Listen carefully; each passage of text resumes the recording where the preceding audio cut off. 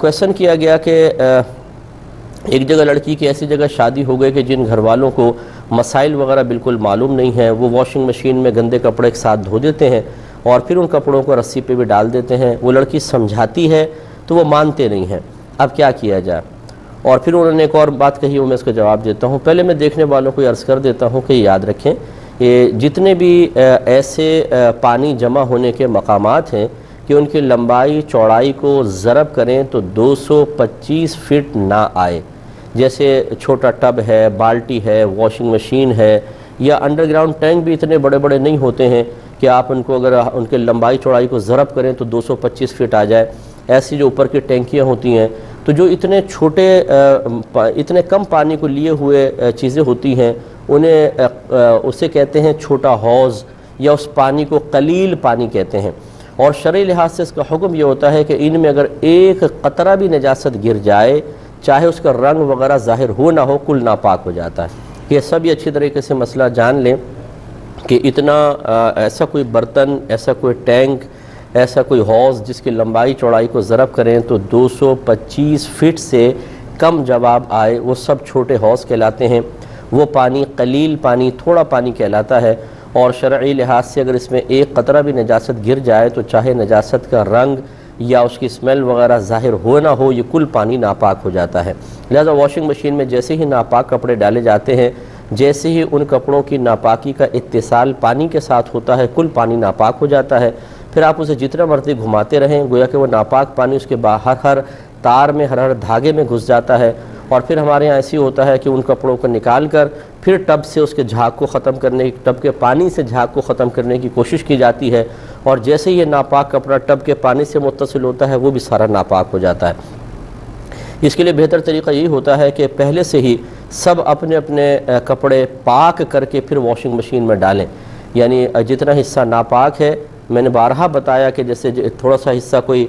ناپاک ہوتا ہے، جیسے مثال کے طور پہ یہ اس کا اتنا حصہ ناپاک ہے، اس کو نل کا کھول دیں مناسب دھار میں کہ بہت تیز نہ ہو کہ اس پہ لگ ایک دم چھینٹے آپ پر آئیں، ہلکے سے اس سے کھول دیں، ہلکی سی دھار، اور پھر اس کو پکڑ کر ملتے جائیں۔ جب آپ کو یقین حاصل ہو جائے، یعنی دل اس میں بالکل مطمئن ہو جائے کہ پانی نجاست کو ساتھ بہا کر لے گیا ہوگا، تو بس یہ کپڑا پاک ہے، پھر اس کو واشنگ مشین میں ڈال دیا جائے۔ اچھا، اگر آپ نے کپڑے دیے اور آپ کو نہیں پتا کہ واشنگ مشین میں کوئی کپڑے ناپاک بھی تھے یا نہیں تھے، تو شریعت پھر ان تمام کپڑوں کو پاک ہی کہتی ہے،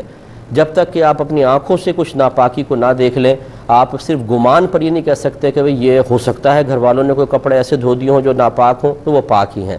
اور جو ناپاک اگر آپ نے دی ہیں تو پھر ضرور سب کے سب ناپاک ہے۔ اب یہ گمان نہیں آپ کر سکتے کہ شاید اتنا پانی بہہ گیا ہو کہ وہ نجاست بہہ گئی، کیونکہ واشنگ مشین سے دھوتے ہوئے اتنا پانی عموماً بہتا نہیں ہے۔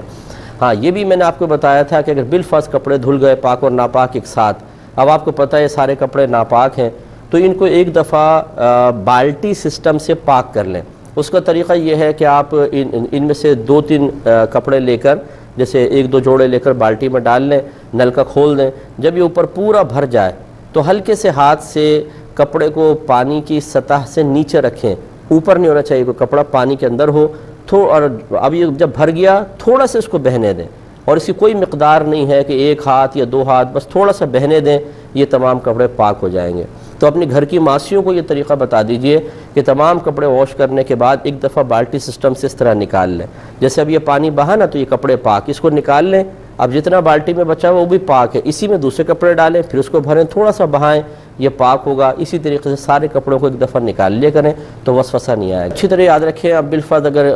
ناپاک کپڑے تھے اور ان کو پاک نہیں کیا گیا، اسی طریقے سے مطلب ہٹ دھرمی کا مظاہرہ کر کے ان کو بس نچوڑ نچاڑ کے وہ رسی کے اوپر ڈال دیے، تو یقینی سی بات ہے وہ جب کپڑے ناپاک ہیں تو رسی بھی ناپاک ہوگی۔ اور پھر اگر اب اس میں بالفرض ایک تو یہ ہوتا ہے کہ دھوپ پڑی بہت زیادہ، وہ اڑ گیا سارا پانی، ختم ہو گیا، یعنی اس میں نجاست کا بالکل اثر نہ رہا، اگرچہ شرعی لحاظ سے اس کو رسی کو ناپاک ہی کہیں گے، لیکن اگر آپ دوسرے کپڑے اس کے اوپر پاک کپڑے ڈالتے ہیں، گیلے کپڑے، اور اس میں بالفرض رسی میں کوئی نجاست کا اثر موجود نہ ہو، تو یقینی سی بات ہے اگر وہ بھاپ بن کر بالکل تمام کا تمام اڑ گیا ہے تو پھر یہ کپڑے آپ کے پاک رہیں گے۔ لیکن احتیاط اسی میں ہے کہ اب یہ کوئی پتہ نہیں ہے کہ ہو سکتا ہے کیونکہ کوئی چیز وہ فقہ نے بالکل لکھا ہے کہ خشک ہو کے وہ کپڑا پاک نہیں ہوتا، اسے آپ کو شرعی طریقے سے پاک کرنا پڑے گا۔ لہٰذا اس کا پھر یہ طریقہ جو بہن نے فرمایا سب سے بیسٹ ہے کہ یا تو آپ جو نائلون کی رسی ہوتی ہے وہ لگائیں، یا جیسے یہ الیکٹرک کا تار ہوتا ہے ٹیلی فون وغیرہ کا جس پہ کوٹنگ ہوتی ہے، اور اگر آپ اس پہ مطلب گیلا کپڑا ایک سرے سے دوسرے سرے تک لے جائیں، ایک دفعہ، پھر 2 دفعہ، پھر 3 دفعہ، تو اگر بالفرض اس پہ کچھ ناپاکی بھی ہو تو شرعی لحاظ سے وہ بالکل پاک ہوگا، اس کو باندھ لیجئے۔ اب رہی ہٹ دھرمی کے جی ہم مسئلہ نہیں مانتے، اب تو یہ مطلب یہ کہ اس میں کوئی مجھے تعجب نہیں ہوتا، کیونکہ عرصہ دراز ہو گیا ہے کہ ہمارے مسلمان بھائی ایک مسلمان گھرانے میں پیدا ہونے کے باوجود اپنے مذہب اسلام سے جتنے مطلب دور ہیں، اور معذاللہ ثم معذاللہ ایک بہت بڑی تعداد ایسی ہے جو خود مذہب اسلام کی تعلیمات کو ناپسند کرتی ہے،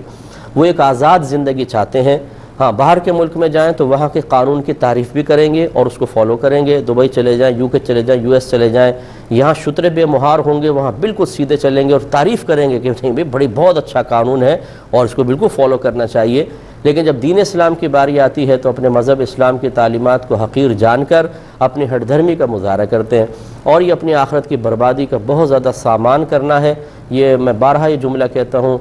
حضرت علی کرم اللہ وجہہ الکریم کا قول بھی عرض کر دیتا ہوں، اور وہی اس کا خلاصہ بھی میری بات کا یہ ہوتا ہے۔ آپ نے فرمایا دنیا کے سارے لوگ سو رہے ہیں، یہ جاگیں گے اس وقت جب ان کو موت آئے گی۔ تو مرنے کے بعد تو پتہ چل جائے گا کہ تعلیم شرع کا مذاق اڑانا، اپنے نفس کی خواہش پر عمل پیرا ہونے کے لیے ان سے بیزاریت کا اظہار کرنا تاکہ نفس کو پابندی ہی برداشت نہ کرنی پڑے، یہ آپ کے لیے کوئی نافع نہیں ہے، یہ آخرت میں بہت شدید وبال رکھتا ہے۔ بہن کو چاہیے کہ ان کو سمجھانے کی کوشش کریں، نہ مانے تو بحث نہ کریں، اپنے عمل کو اچھا کر لیں۔